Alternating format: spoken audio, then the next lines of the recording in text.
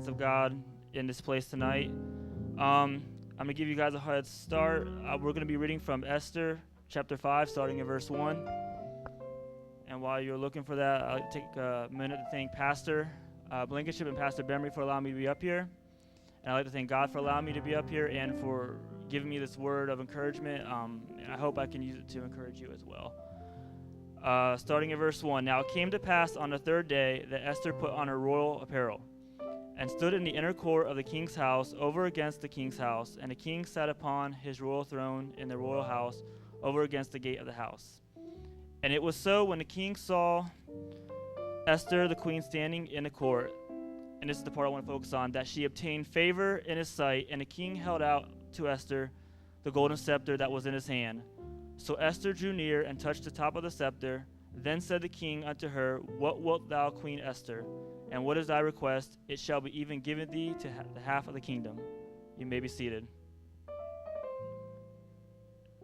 And I assume, that most of you probably have heard the story before. You're probably familiar with why it was so risky for Esther to approach the king unannounced.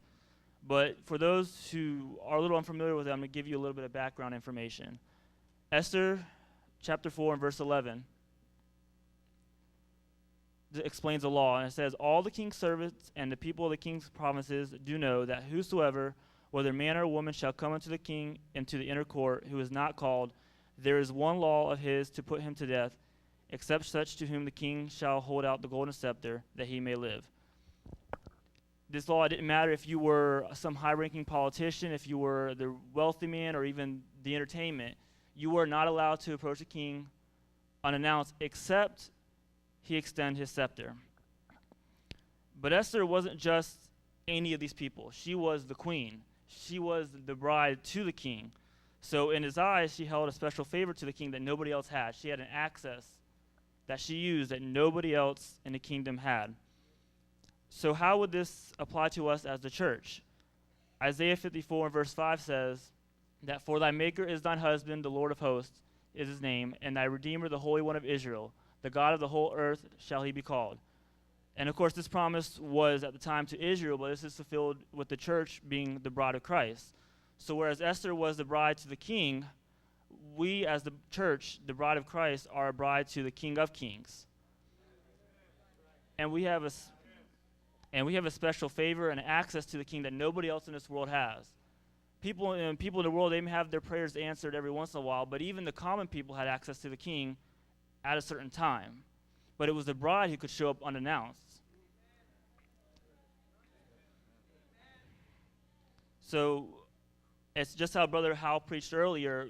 When you're outside the walls, you're a common person. Once you come in, once you've been born again of the water and spirit and have been grafted into the church, you come into those walls, you are royalty, and you have a special access that nobody else has. There is an underlying truth to this, however, I want to point out. The law said that any man or woman that come before the king, so it didn't matter if Esther was the queen, had the king not held out his scepter.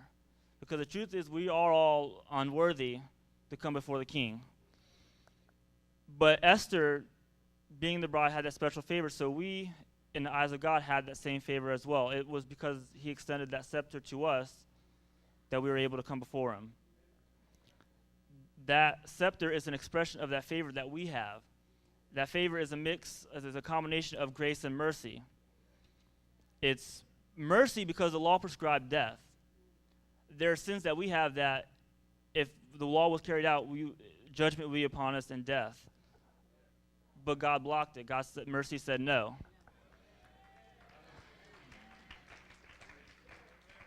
The grace comes from the next verse where the king asked Esther, What is your request? Grace is unmerited kindness to an unworthy person. So God, despite all our faults, despite all our uncleanness, he says to us, What is your request? What will you have him do tonight? And so I'll leave you with his last verse, Hebrews chapter 4 and verse 16. Let us therefore come boldly unto the throne of grace, that we may obtain mercy and find grace to help in a time of need.